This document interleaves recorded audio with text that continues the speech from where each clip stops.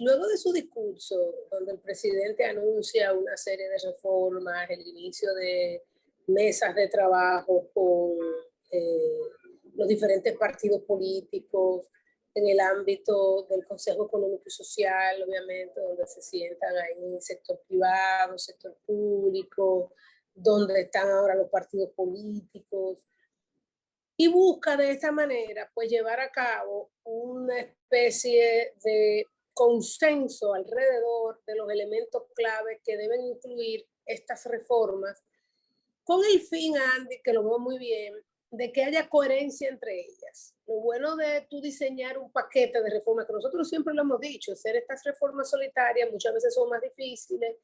Tú regularmente lo que haces es que diseña un paquete de reformas para tú poder saber esta reforma cómo afecta este otro ámbito, entonces cómo afecta a diferentes tramos de la población, diferentes sectores económicos, poder articular algo que sea coherente, que tenga una visión sectorial, poblacional, y desde ese punto de vista es una buena iniciativa.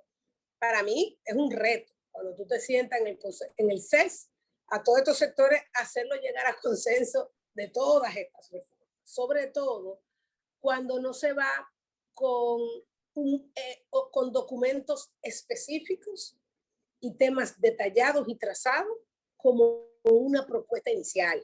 ¿Ok? Recuerdo, Andy, cuando tú fui parte del proceso del pacto eléctrico. Esto fue, la verdad, que una de las experiencias más interesantes que he tenido. Tú disfrutaste mucho. Oh, pero ven acá, claro que sí. Aprendiste mucho ahí. Pero claro, aprendí lo que sí y lo que no. Entonces, en eso, en aquel momento, había muchas, aquel momento fue todo lo contrario ahora. Había propuestas de más. Y había propuestas desde la cosa más lógica hasta la cosa más inverosímil dentro de las propuestas. Entonces, tú tenías ahí dos temas totalmente diferentes, ¿verdad? O sea, un momento en donde partimos de nada y vamos a construir, otro momento donde tengo demasiadas propuestas, y para cada una de ellas había un pequeño representante dentro del público que si tú no decías que sí a esa propuesta, ahí se armaba la que ya tú sabes. Entonces, ciertamente, en este escenario, constituye un reto, tú en 3 meses, 5 meses, 8 meses, poder llevar a cabo un grupo de reformas detalladas que se puedan volver proyectos de ley y que eso luego llegue al Congreso a un proceso de discusión nuevo para que finalmente se vuelvan reformas, ¿verdad? Para que finalmente se vuelvan aparatos legales. Este tipo de reformas tenemos que tomar en cuenta que no solamente tiene que ver con las reglas del juego, sino también con la transformación de instituciones. O sea, las reformas reales deben tener ambos elementos. O sea, ¿qué va a pasar, digamos, con mi estructura tributaria? Pero al mismo tiempo, ¿qué va a pasar con las instituciones que la administran, el cómo se administran, etcétera? O sea, para que sean reformas reales, tienen que venir con dientes. ¿Y qué quiere decir con dientes? Bueno, que ese cambio institucional y reglamentario no pueda ser vulnerado por un cambio de administración. Siempre las leyes pueden vulnerar y se pueden cambiar, ¿verdad? Pero que esté más o menos bien atado. Entonces, ya desde que iniciamos este proceso con algo amplio y no algo definido, lo que posiblemente vamos a ver en el futuro cercano es que no se va a poder llegar a diseñar en menos de un año las reformas como son. Y eso nos va a dejar con el riesgo de que vamos a llegar a un año 2023 donde tú implementar unas reformas puede ser más difícil. Como quieren el escenario de que lleguemos a temas puntuales en el diseño de una reforma, sobre todo tributaria, entonces nos vamos a encontrar con el reto de una reforma tributaria que va a impactar segmentos de la población X que no van a ser impactados positivamente por ninguna otra reforma. ¿Ok? Y también sectores específicos, quizás sectores muy activos, sectores tradicionalmente generadores de divisas, generadores de empleo, generadores de cadena de valor, generadores de inversión, donde no hay otra reforma que venga, digamos, a componer o a adecuar lo que sería la oferta completa de ese sector. Y entonces ahí no quedaríamos en un escenario donde posiblemente la economía va a comenzar a aumentar y donde tú, si solamente sacas una reforma que no tenga el balance con las demás, pues entonces podrías mitigar los efectos de esa recuperación y de la misma reforma, inclusive de la misma reforma. Recuerdo que el presidente Medina, en el 2012, cuando saca solamente reforma tributaria, como no había otra reforma que impactara positivamente a los pequeños negocios, tuvo que sacar el tema de los 25,000 pesos para los negocios pequeños. Porque ellos decían, también tú vas a pagar esos 25,000 pesos. ¿Cuáles son los otros elementos de costo que tú me estás favoreciendo para yo no verme tan afectado? El mismo tema de la reforma laboral, ¿verdad? Entonces, inclusive el acceso a crédito barato o muchísimas cosas que afectan a las pequeñas empresas que no se trabajaron en el ámbito de esa reforma. Entonces, ciertamente, Andy, es un reto. Si tú me preguntas a mí, me parece adecuado sentar a todos, que todo el mundo, me parece un reto lograr, sin llegar con un documento detallado, lograr un consenso en más de una, que podríamos acelerar en una. Sin embargo, es un reto mayor solamente salir común. Los paquetes de reforma, Andy, como tú bien dices, deben ser adecuadamente diseñados con una visión internacional, bien estructurados para luego llevarlo a un ámbito de discusión interna donde cada quien participe con las limitaciones. Yo sí creo, Andy, que es un escenario para que los próximos 2 o 3 años se trabaje en un paquete y se quede ese ladrillo, el ladrillo aquel, ¿te acuerdas? No se va a hacer de la noche a la mañana. Sé que hay muchísimas propuestas sobre la mesa, pero hay un plan que adoptar, hay una concientización de la población, hay una adecuación de que todos los que están sentados lleguen a algún tipo de consenso. Y yo creo que además es una reforma que se está mirando en el ámbito de salida del COVID. No pensábamos eso en el 2018. No pensábamos que esta iba a ser la coyuntura en el año 2018 con una reforma y eso cambia la perspectiva. Ahora, creo que sí el presidente debe seguir llevando a cabo y firme en la necesidad de llevar a cabo estas reformas, de que no se olvide, de que no se vuelva a hablar, que creo que fue un error de la administración anterior, de que nada más se hablaba de reforma ahí cuando se estaba cocinando la reforma y después soltábamos la reforma.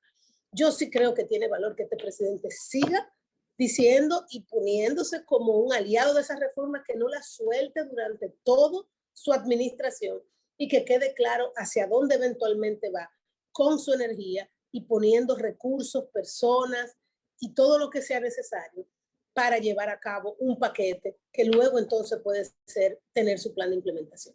Sí, yo últimamente he estado advirtiendo que sería peligroso ejecutar, por ejemplo, en el ámbito fiscal, una reforma si todavía no hemos resuelto el tema de las trabas en la ejecución de la inversión pública, porque tú meter una reforma ya aquí 3%, 4% del PIB, 150, 200,000 millones de pesos que está gastando el sector privado, tú se lo quitas y ese dinero termina entonces siendo ahorrado en el Banco de Reserva porque los planes de inversión están diseñados, pero no hay forma de ejecutarlo.